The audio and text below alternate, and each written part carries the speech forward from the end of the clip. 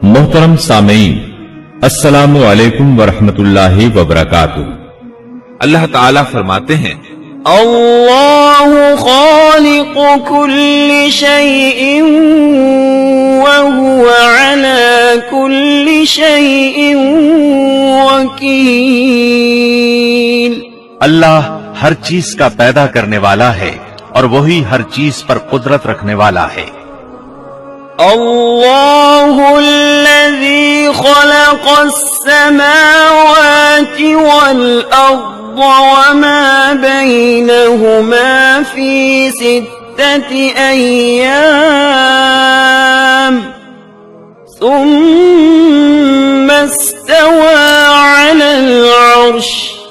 अल्लाह ताला वो है जिसने आसमानों, जमीन और उनके दरमियान की सब चीजों को 6 दिन में पैदा कर दिया, फिर अर्श पर जलवा फरमा हुआ। मजीद अल्लाह ताला सूरतुल हदीद आयत 4 में फरमाते हैं, वही है जिसने आसमानों और जमीन को 6 दिन में पैदा किया, फिर अर्श पर जलवा फरमा हुआ। वो खूब जानता है उस चीज को जो जमीन में जाए और जो उससे निकले और जो आसमान से नीचे आए और जो कुछ उसमें चढ़कर जाए, और जहां कहीं तुम हो वो तुम्हारे साथ है और अल्लाह तुम्हारे आमाल को देख रहा है। इसी तरह अल्लाह ताला सूरह हूद आयत 7 में फरमाते हैं, और अल्लाह ही वो जात है जिसने 6 दिन में आसमानों और जमीन को पैदा फरमाया और उसका अर्श पानी पर था। इमाम अहमद बिन हम्बल रहमतुल्लाह अलैह ने अबू रजीन उकैली से बयान किया है, उन्होंने कहा, ऐ अल्लाह के रसूल सल्लल्लाहु अलैहि वसल्लम, आसमानों और जमीन को पैदा करने से पहले हमारा परवरदिगार कहां था? आपने फरमाया, अमा में था, यानी अल्लाह के सिवा कुछ भी न था। न उसके ऊपर हवा थी और न उसके नीचे हवा थी, मतलब ये कि कुछ न था। फिर उसने पानी पर अपना अर्श पैदा किया। गोया ये थी मखलूक की इब्तिदा। इमाम अहमद, इमाम तिरमिजी, इमाम अबू दाऊद और बहुत से दूसरे मुहद्दिसीन रहमहुमुल्लाह ने सैयदना उबादा बिन सामित रजी अल्लाह अन्हु की रिवायत बयान की है। वो कहते हैं, मैंने रसूल अकरम सल्लल्लाहु अलैहि वसल्लम को फरमाते हुए सुना। आप फरमा रहे थे, बिला शुबा अल्लाह ने सबसे पहले कलम को पैदा किया, फिर अल्लाह ने उसको हुक्म दिया, लिख। चुनाचे वो उसी वक्त चल पड़ा और क़यामत के दिन तक होने वाली हर चीज लिख दी। ये अल्लाह ताला का इल्म था जिसको कलम ने उसके हुक्म के मुताबिक लौहे महफूज पर लिखा। इमाम मुस्लिम रहमतुल्लाह अलैह ने सैयदना अब्दुल्लाह बिन अम्र बिन आस रजी अल्लाह अन्हुमा की रिवायत बयान की है। उसमें सबसे पहली चीज के बारे में वजाहत की है और जमहूर फुकहा की राय भी यही है। अब्दुल्लाह बिन अम्र रजी अल्लाह अन्हुमा बयान करते हैं, मैंने सुना आप फरमा रहे थे, अल्लाह ताला ने आसमान और जमीन की पैदाइश से 50,000 साल पहले तमाम मखलूकात की तकदीरें लिख दी और उस वक्त उसका अर्श पानी पर था।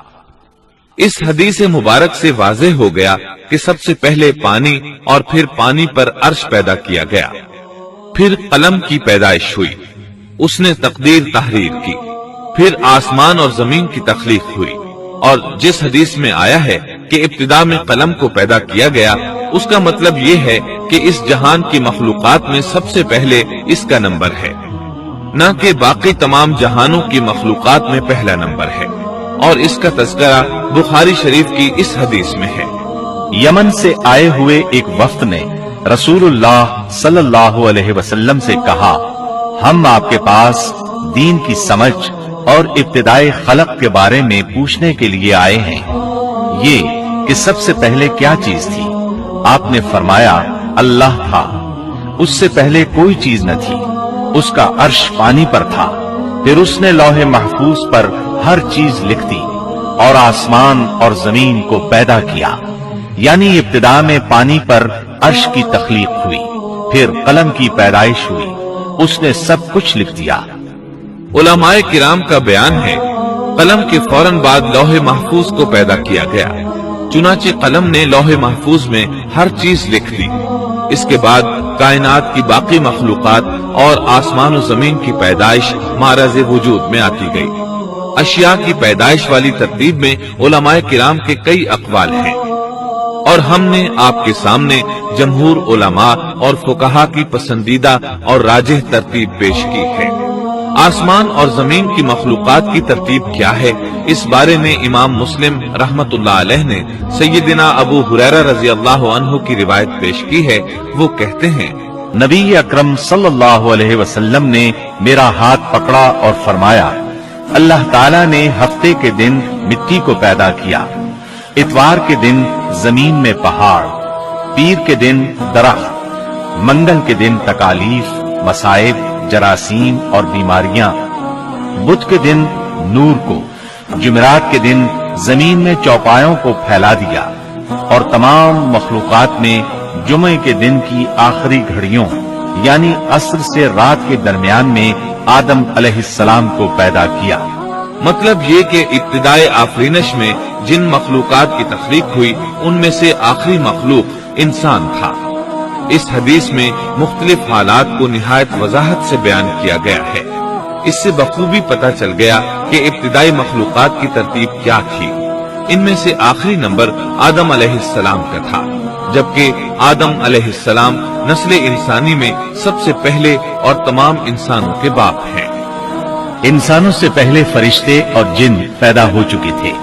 صاحب عقل مخلوقات میں سب سے پہلا نمبر فرشتوں کا، دوسرا نمبر جنوں کا اور آخری نمبر انسانوں کا ہے۔ فرشتوں کا اصل ٹھکانہ آسمان ہے۔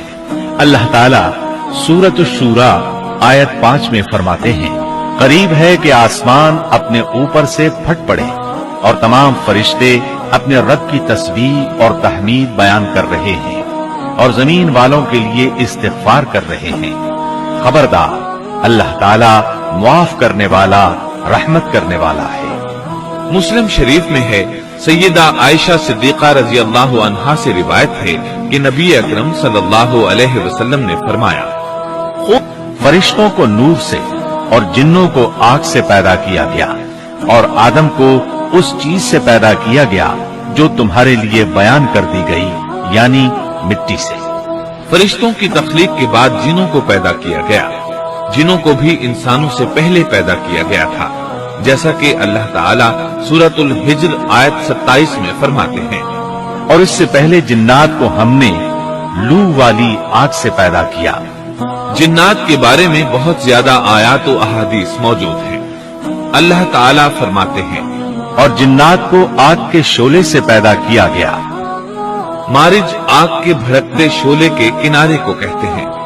گویا جنوں کو آگ کی جڑ سے نہیں بلکہ آگ کے شعلوں کے کنارے سے پیدا کیا گیا ہے۔ قرآن مجید میں اللہ تعالیٰ نے ابلیس شیطان کا قول نقل کیا ہے، تو نے مجھے آگ سے پیدا کیا۔ اسی طرح پہلے بھی بیان ہو چکا ہے کہ اللہ نے فرمایا، اور اس سے پہلے جنات کو ہم نے لو والی آگ سے پیدا کیا۔ یہ ہے جنات کی اصل اور بنیاد۔ ابلیس ملعون بھی جنات میں سے ہے، اور اس مسئلے میں کسی کو تردد اور شبہ نہیں ہونا چاہیے، اس لیے کہ قرآن مجید میں ہے، اور ابلیس جنوں میں سے تھا۔ مطلب یہ کہ وہ فرشتوں میں سے نہیں تھا۔ حسن بصری رحمت اللہ علیہ فرماتے ہیں، وہ پلک جھپکنے کے برابر بھی فرشتوں کی جنس میں داخل نہیں ہوا، اور نہ ہی وہ کبھی فرشتوں میں شمار ہوا ہے۔ وہ جنات میں سے ہے کیونکہ اس نے خود اقرار کیا تھا، اے اللہ، تو نے مجھے آگ سے پیدا کیا ہے۔ اگر یہ فرشتہ ہوتا تو اس وقت کہتا، اے اللہ، تو نے مجھے نور سے پیدا کیا ہے۔ اس لیے ابلیس کا جن ہونا روز روشن کی طرح عیاں ہے۔ سیدنا عبداللہ بن عمر رضی اللہ عنہما اور سیدنا عبداللہ بن عباس رضی اللہ عنہما فرماتے ہیں، آدم علیہ السلام سے 2000 سال پہلے جنات پیدا کیے گئے۔ وہ ہماری اس زمین پر رہائش پذیر تھے۔ آہستہ آہستہ وہ فسق و فجور میں مبتلا ہو گئے۔ جب وہ فتنہ فساد میں حد سے بڑھ گئے، ناحق خون بہانے لگے، تو اللہ تعالیٰ نے ان کی طرف فرشتوں کا عظیم لشکر بھیجا۔ ان سے جنات کی زبردست مارکا آرائی ہوئی۔ اس مارکا آرائی میں فرشتوں نے جنات کو تہس نہس کر دیا، اور وہ سمندروں کی جزیروں میں پناہ لینے پر مجبور ہو گئے۔ जमीन के हर बड़े आजम से उन्हें जिला वतन कर दिया गया। चुनाचे आज तक उनका मस्कन यही जजीरे और अजीम मराकिज हैं। ये वाकया आदम अलैहिस्सलाम की तख्लीक से पहले हो चुका है। अहादीस मुबारका में है कि इब्लीस मलून का एक तख्त है और वो तमाम जिन्नात का सरदार और हुक्मरान है। उसका शाही तख्त पानी पर है, अगरचे उसकी मुतय्यन जगह हमें मालूम नहीं। यहाँ तक जिक्र था सैयदना आदम अलैहिस्सलाम की पैदाइश से पहले का।